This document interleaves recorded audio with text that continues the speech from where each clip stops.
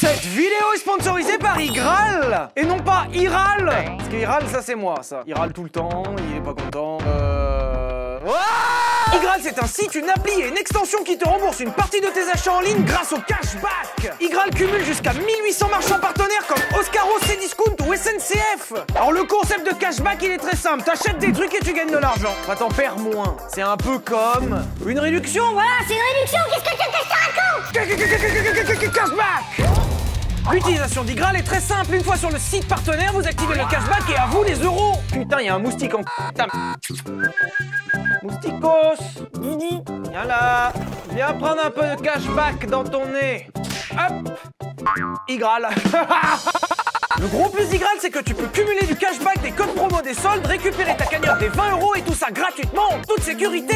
En plus, jusqu'au 7 mai, c'est les French Day sur Igral avec des hausses de cashback. C'est le moment de faire des économies. Igral, ils sont comme ça, ils ont le cœur sur la main. Tu sais, c'est ces phrases de Parisiens, là. Ils ont rien, ils donnent tout. Nous, on a l'heure, eux, ils ont le temps. Oh, eh bien celle-là, j'ai à noter, tiens. Téléchargez l'extension Igral pour ne manquer aucun cashback sur vos achats en ligne. Et en ce moment, c'est 10 € offerts au lieu de 3 via le lien en description, le QR code qui s'affiche à l'écran. En énorme sur ma tronche. Le moustique. Merci à Igral pour le soutien et bonne vidéo.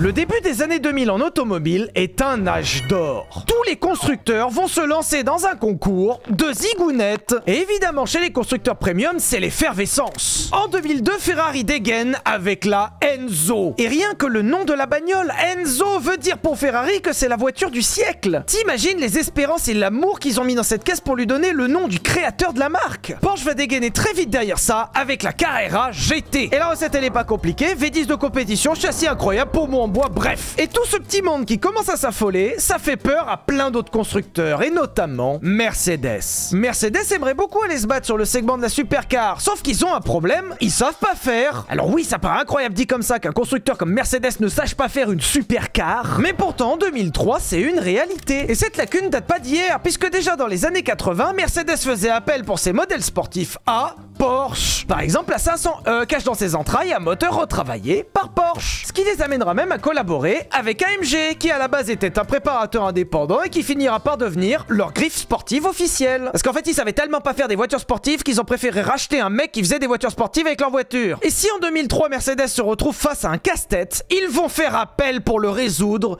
au meilleur. Ils vont littéralement aller taper à la porte d'une écurie de Formule 1. Une écurie qui a déjà fait l'une des plus belles voitures du monde quelques années avant. Et cette écurie, c'est McLaren. Au tout début des années 2000, Mercedes et McLaren vont collaborer ensemble pour faire la supercar. L'une des rares voitures de l'histoire de l'automobile à porter 2 noms de marque sur sa carrosserie. Et ce modèle ultime, le fruit du travail de 2 grands constructeurs, sera la Mercedes McLaren SLR. Sauf qu'il est possible que cette fois-ci, la collaboration soit pas très bien passée. Lorsque Mercedes et McLaren mettent en commun leur savoir-faire pour créer la nouvelle supercar du début 2000, chacun va faire ce qu'il sait faire de mieux. McLaren, c'est une écurie de compétition. Leur but, c'est d'aller vite. Ils sont nés pour ça, ils existent pour ça. La seule voiture qu'ils ont faite pour la route jusque-là était un missile qui a détenu le record de vitesse au monde. Donc oui, c'est leur métier. De l'autre côté, Mercedes, leur métier, c'est faire des pantoufles. Alors des belles pantoufles, elles sont superbe. Mais des pantoufles. Mercedes, à cette époque, ne sait pas faire de voiture de sport. C'est pas grave, ça arrive. Et au moins, ils avaient l'humilité de reconnaître qu'il fallait appeler quelqu'un de plus compétent. C'est comme ça que Mercedes et McLaren vont accoucher du projet SLR.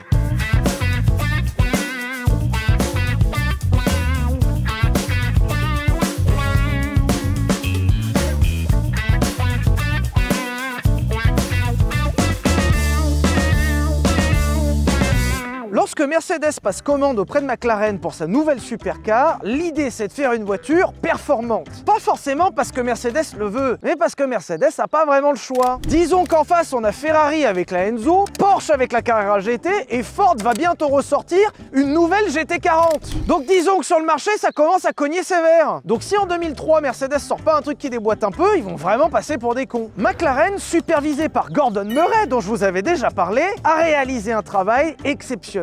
La voiture que vous avez derrière moi repose sur une coque intégralement en carbone. Même aujourd'hui en 2025, c'est quelque chose de très rare. On est en 2003. Et c'est que le début. Et pour les liaisons au sol, c'est pareil. Puisque tout sur cette voiture est intégralement en aluminium. Alors dit comme ça paraît pas fou. À l'époque, il n'y a que la NASA qui sait faire ça. Et le pire, c'est que Gordon Murray, en bon ingénieur, a même fait un travail aérodynamique. Puisque cette voiture est équipée d'un fond plat, comme en Formule 1. Cette voiture est équipée d'un diffuseur, comme en Formule 1. Et cette voiture a même un aérofrein. Le seul véhicule disponible sur le marché qui a un aérofrein en 2003, c'est le Concorde. Et lorsque McLaren rend sa copie, cette voiture a un potentiel de voiture de course. Littéralement. Et alors que tous les astres sont alignés, on a tout sur le papier pour faire une voiture exceptionnelle, pour aller se battre contre Ferrari, contre Porsche, contre Ford. Et ben est arrivé une sorte de...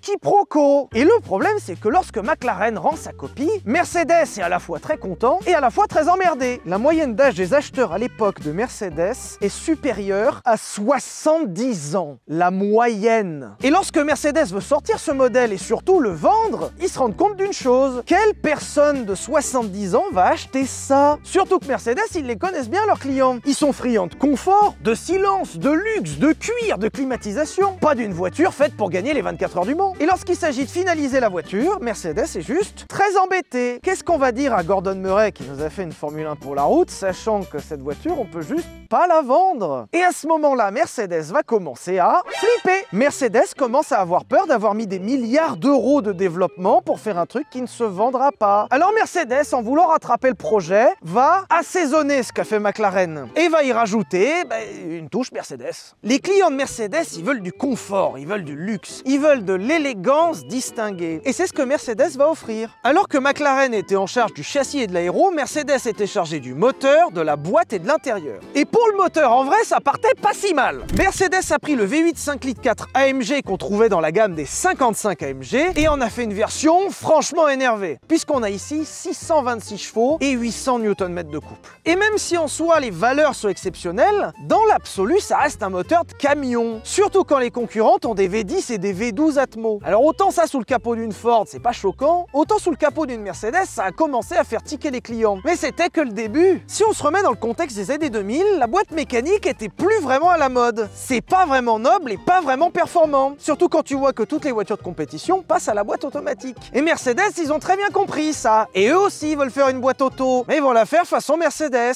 Cette voiture est équipée d'une boîte automatique à 5 rapports, ce qui déjà 1 est pas très élevé en termes de rapports et 2 est juste la boîte qu'ils mettaient sur leur berline. Et 4x4. Contrairement à toutes ces petites camarades de l'époque comme les Bugatti Veyron, Ford GT, Carrera GT ou Enzo, là Mercedes a fait le choix de mettre le moteur à l'avant. Encore une fois, pour rassurer les acheteurs potentiels qui étaient habitués à avoir un moteur à l'avant. Sauf que mettre un moteur à l'avant sur une voiture super performante, c'est pas très pertinent. Alors ils l'ont reculé vers le centre. Beaucoup. Genre sous le tableau de bord. Faut quand même se dire que le moteur, il est là, ça s'arrête ici. Tout ça là-bas, c'est juste de la voiture en trop. Anecdote assez intéressante, mais déjà on retrouve le gimmick d'AMG où on a une plaque signée main de la personne qui a assemblé le moteur. Mais surtout, cette énorme pièce ici, c'est l'admission d'air. C'est par ici que l'air rentre dans le moteur. Et l'air rentre dans le moteur par le logo. L'étoile que vous voyez à l'avant sous le capot ne sert pas qu'à faire joli, puisque c'est par ici que l'air rentre dans le moteur. Ça ne sert à rien. Et ils ont dû mettre des mois à le faire fonctionner correctement. Mais qu'est-ce que c'est cool! Et... la moyenne de la clientèle a 70 ans. Tu vois le problème ou pas? Les passages de porte qui sont là à cause de la coque en carbone font que l'accès à l'intérieur de la voiture est franchement compliqué. Par exemple, un des trucs qui montre que cette voiture est peut-être un peu biscornue, mais le plancher, il est pas plat. À ma connaissance, c'est la seule voiture qui a ça, mais il y a une marche dedans. En fait, par rapport à la forme de la coque carbone, ils ont été obligés de faire ça pour loger des éléments et rehausser les pieds des gens. Et ça donne cet escalier. Après tout, ça vaut bien le prix d'une maison. D'un côté, Mercedes s'est emmerdé à faire des véritables pièces en aluminium pour le tableau de bord. Ce genre de roulette, par exemple, que vous retrouvez un peu partout, c'est superbe. Mais c'est juste à côté d'un autoradio en plastique dégueulasse. Alors c'est drôle, ils t'ont mis un espèce de couvre-autoradio SLR par-dessus pour faire comme si ça n'existait pas le reste du temps. Comme ça, moi je sais pas, c'est dégueulasse, mais de temps en temps tu oublies que c'est dégueulasse. Rien que le tableau de bord, où ils ont essayé de te faire un truc très fluide, très moderne en cuir, mais qui avait plus la place de mettre l'airbag qui a été collé là par-dessus. Il y a l'airbag passager, hein. Comme il n'y avait pas la place de mettre des sièges super confortables, ils sont partis de baquets en carbone super fins. Mais comme c'était pas confort et qu'ils les vendaient à des gens plutôt âgés, ils t'ont mis des gros coussins dessus. Personnellement, j'adore cette commande de rétroviseur que même une Twingo aurait vomi, ou encore ce cendrier de la taille d'un doigt. Littéralement, ça, c'est le cendrier d'une SLR. Il y a une clope. Il y a des trucs que je ne comprends pas dans cette voiture. Genre par exemple, le téléphone. C'était une option à l'époque qui vous rendait extrêmement stylé. C'était il y a plus de 20 ans, oui, on est d'accord. Et alors qu'ils ont pris une base de voiture de sport qu'ils ont confortisée parce qu'ils avaient peur que ça plaise pas à la clientèle âgée, ils ont rajouté une commande pour sortir l'aileron sur le parking du casino. Faut vous mettre d'accord à un moment les mecs, je sais pas. À un moment, appelez-vous en fait, juste mettez-vous d'accord sur ce que vous voulez faire, je sais pas. Genre ça. Pour la démarrer, c'est un bouton pour lancer des missiles. Ils avaient peur de pas la vendre à des vieux et ils ont mis un bouton de démarrage dans le pommeau. Bon, c'est un peu stylé, j'avoue, j'aime bien.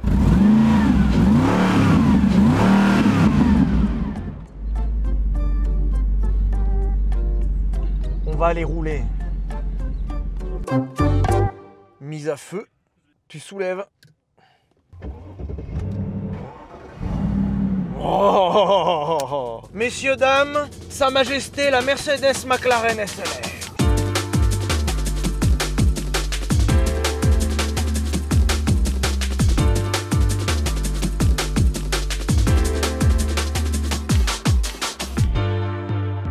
J'avais essayé très brièvement une SLR il y a quelques années et j'en avais un a priori super négatif. Non mais c'est vrai en fait, quand tu te poses 3 secondes, la SLR sur le papier c'est de la pure merde. Alors c'est vrai, on n'a pas tous la même notion de pure merde, je vous l'accorde, mais dans les faits, c'est un peu le cas. T'as McLaren qui te pond un truc de l'espace supervisé par Gordon Murray, châssis carbone, train roulant en aluminium, un truc de fou. Et Mercedes, ils ont pris cette base incroyable pour y foutre un gros V8 qui serait plutôt un V8 américain quand tu regardes à quoi ça ressemble. Une boîte automatique 5 rapports, du cuir, la radio, la clim. Qu'est-ce que je suis censé en foutre? Je sais qu'ils ont l'habitude de faire ce genre de choses, c'est pas ce problème, mais quand tu pars d'une base comme celle-ci, peut-être que c'est un peu du gâchis. Un peu. Je sais pas, c'est comme si t'allais dans un resto 3 étoiles, que tu prenais un truc super fin, tu vois, très feuilleté, sur son lit de truffes aux escargots et caviar. Et qu'après tu mets du ketchup, pire, de la sauce samouraï. Je dis pas que c'est mauvais, je dis que t'as pas compris le concept. Donc déjà sur le papier, surtout quand tu la compares aux concurrentes comme la Carrera GT ou la Enzo, c'est pas la plus sexy. Et à l'intérieur, ça donne pas vraiment envie non plus. C'était vendu 460 000 € en 2003. Donc sur le papier, le singe non savant que je suis se dit, bof, peut-être que c'est pas ouf.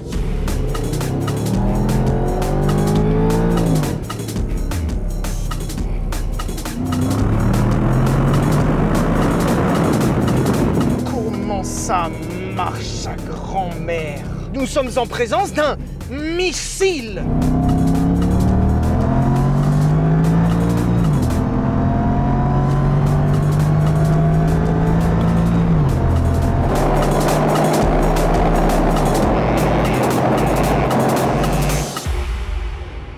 Ça fait partie de ces trucs dans la vie où tu peux avoir un doute sans connaître, sur le papier, te dire ouais, bof, une Bugatti Veyron, c'est peut-être pas si dingue. Et à un moment, t'as la chance de poser ton cul dedans, et là, tu comprends. Tu vois la connaissance quand elle arrive dans ton crâne, est-ce que tu vois le savoir qui s'intègre dans tes neurones?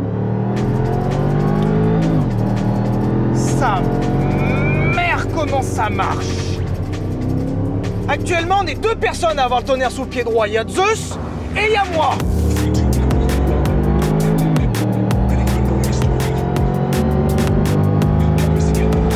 Putain, on est à plus de 200, mais d'un claquement de doigts.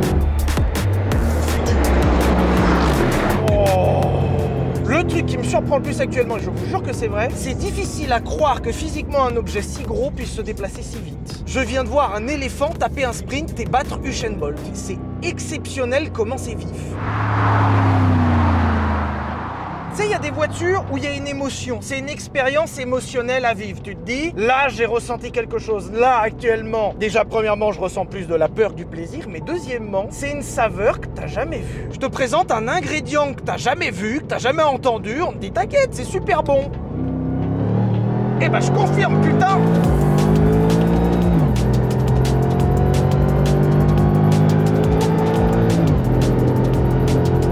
Ça arrache les yeux, mais en ressenti, c'est plus que 626 chevaux. En fait, c'est dingue à dire, mais t'as des côtés très merguezesques. Genre, tu sens que les roues avant, elles sont si loin que quand je mets du volant, ça répond, mais dans 2 heures. D'ailleurs, le volant n'a aucune précision et le diamètre est bien trop élevé. Genre, c'est un volant qu'il faut mettre sur une péniche, pas sur une voiture. Les suspensions sont à la ramasse totale. Il y a des mouvements de caisse de fou. Je sens pas où je suis. Est-ce que je suis là-bas? Est-ce que je suis là-bas? J'en sais rien. Le seul truc que je sais, c'est que si j'appuie, ça m'arrache la tête. Le feeling du frein est dégueulasse parce qu'on a sur cette voiture un système qui s'appelle le SBC. Pour super bizarre comment ça freine. En fait, Mercedes, au début des années 2000, a essayé de lancer un système de frein sans connexion. Pour vous la faire très simple, derrière la pédale, j'ai pas les freins. J'ai un capteur qui freine à ma place au niveau des freins.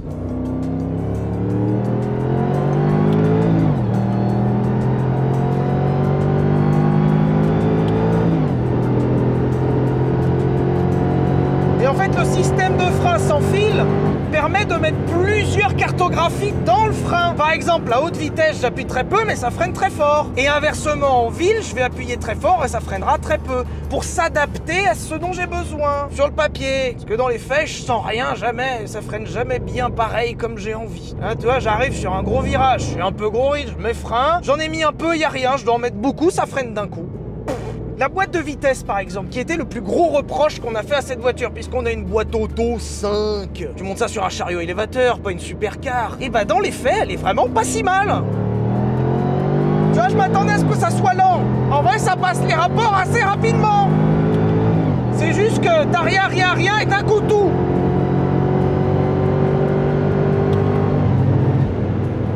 Et si tu cumules à ça la consommation catastrophique et l'intérieur pas terrible, sur le papier, vraiment, je te jure, t'as l'impression d'avoir la plus grosse merguez de l'histoire. Et puis,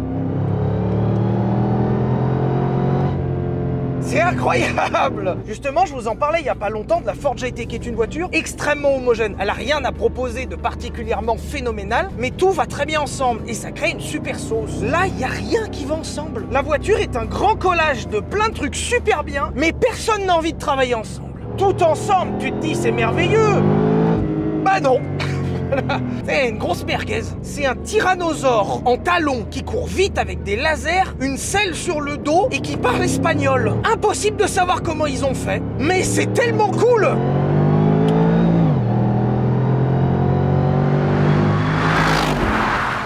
Je vous ai déjà expliqué plusieurs fois qu'il y a des voitures où tu sens la passion. Il y a des voitures où tu sens que les gens ont mis tout leur cœur pour faire un truc super homogène. La Lamborghini Miura qu'on avait essayé sur cette chaîne avec Arthur, c'était une voiture incroyablement homogène. Tout le monde a travaillé ensemble dans la même direction pour te donner un super truc. Et là, c'est l'exact opposé. Chacun était dans son coin de l'atelier et ne s'est pas parlé pendant les 2 ans et demi de développement. À la fin, ils ont tous assemblé leur truc et ça donne ça.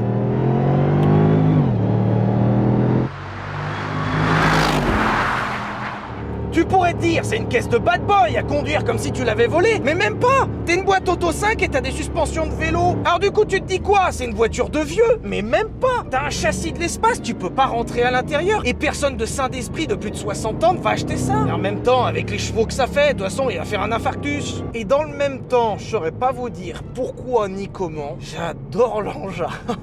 C'est génial. Je comprends qu'il soit pas entendu pendant le développement. Je comprends que cette voiture soit pas un échec, mais un produit qui aurait pu être vraiment différent de ce qu'il est là. Et de l'autre, il a tellement de charme. Je n'ai jamais ressenti ça en bagnole. Ça t'arrache la tête comme si c'était le dernier jour. Ça tient super bien la route, mais sans forcément vouloir te le dire ou vouloir te déranger. Mais de l'autre, bah ça te secoue quand même, parce que c'est un missile. T'as une gueule à tomber par terre, mais quand même super discrète. Je veux dire, par rapport à une Carrera GT, par rapport à une Enzo, par rapport à une Ford GT, bah ça, si t'y connais pas, tu peux croire que c'est un SLK. C'est ultra étrange. Ça me fait une peine de folie de vous dire ça, mais la voiture malgré le fait qu'il y ait des grands noms qui aient bossé dessus. Il y a McLaren, il y a Mercedes, il y a AMG, il y a Gordon Murray. La voiture n'est qu'un immense défaut sur roue. En fait, en dehors du moteur qui est merveilleux, je peux pas dire que de façon objective la voiture soit réussie. Je sais pas, ça marche pas. Le châssis il est pas là, la boîte elle est là, mais tu sens qu'elle est en pleine souffrance. Et vu le prix et l'encombrement, évidemment c'est pas le genre de truc que tu aurais tendance à utiliser au quotidien. Donc dans l'absolu, j'aurais tendance à vous déconseiller cette voiture et vous dire que c'est pas terrible. Mais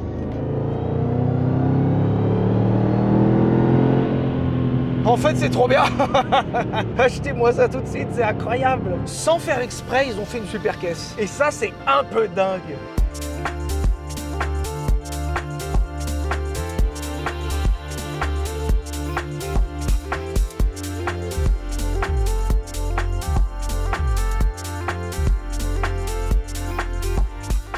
Il y a une vraie personnalité. Et ça, dans les Mercedes du début des années 2000, c'était pas forcément acquis. Il y a plein de sportives, notamment des mercos de ces époques-là, qui sont insipides. Et là, c'est bourré de caractère. En 5 ans, Mercedes aura écoulé un peu plus de 1700 exemplaires, alors que la Carrera GT s'est écoulée à 1200 en 2 ans.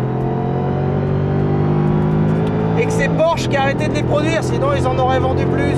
Et le pire, c'est qu'ils en ont vendu 1700 sur une grande période et à grand renfort de séries limitées. Et quand tu vois la voiture, l'échec, tu le comprends directement. La Ford GT, qui est l'une des voitures les plus incroyables que j'ai conduites, qui m'a fait chialer à chaque fois, qui est une voiture exceptionnelle avec des performances équivalentes, est 3 fois moins chère. Tu peux avoir 3 Ford GT ou ce truc avant option.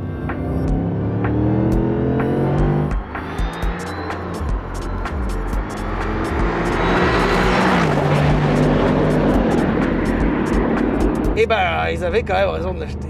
C'est génial. Mais le seul truc que je peux vous recommander, si vous avez le budget bien sûr, c'est quand même d'aller en acheter une. Alors justement, ça tombe bien, c'est le moment de les acheter. Puisque ces voitures, contrairement aux autres concurrentes qui, elles, ont toutes pris des valeurs de folie, bah, sont finalement pas très chères. Alors j'insiste sur les guillemets, sur le pas très cher quand même, on est à 300 000 € pour celle-ci. Faut se lever tôt le matin pour pouvoir aligner 300 briques dans une bagnole comme ça, avec un autoradio en plastoc, certes. Mais je veux dire, une Ford GT, qui pourtant a un blason Ford sur le capot, vaut aujourd'hui 400 000 € minimum. Une Carrera GT aujourd'hui, c'est 1,5 million.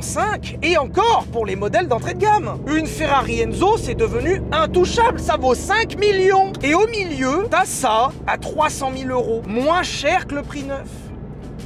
Sur le marché, c'est unique. Et c'est pour ça qu'il faut aller l'acheter très très vite. Alors si je peux me permettre un conseil investissement, il y a de fortes chances que la valeur de ces choses explose.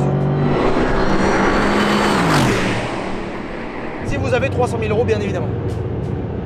Si je devais résumer cette voiture, je serais tenté de vous dire que c'est génialement nul. C'est objectivement pas super, mais c'est tellement plein de charme que c'est incroyable. Et qu'il faut vite aller l'acheter. J'aimerais dire un grand merci à Xavier qui nous prête cette voiture de sa collection privée, la collection Burago, et qui me permet d'expérimenter l'un des trucs les plus incroyables de l'histoire de l'automobile. Merci d'avoir regardé, j'espère que vous avez kiffé, pensez à vous abonner, on se retrouve jeudi pour une vidéo, et puis gros bisous.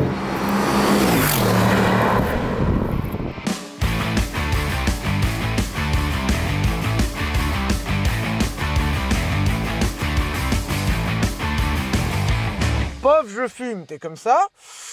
Et il faut... Ça se fait largement, hein.